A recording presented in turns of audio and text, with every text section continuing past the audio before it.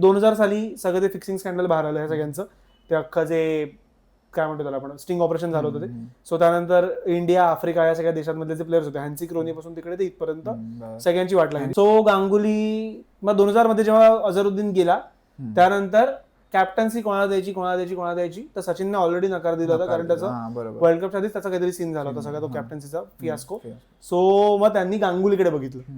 So गांगुलीने त्या condition मधनं टीमला सावरले, ज्या काळात फिक्सिंगचा आरोप होता, लोकांचा क्रिकेटवरनं विश्वास होता की हे सगळं फिक्स असतं, क्रिकेट बघायचं का. सो त्या अख्ख्या फियास्को वर काढलं इंडिया देशाला. ज्या ऍटिट्यूडने त्याने पूर्ण ती सगळी सूत्र हाताळली, तो आतापर्यंत लक्षात आहे लोकांच्या, की एकदम अग्रेशन आणि जे आहे ते तोंडावर. आणि गांगुली त्याच्या ऍटिट्यूडसाठी खूप फेमस होता. म्हणजे त्याने जे स्टार्टला केलं तेपासून ते स्वतःचा नडीच होता.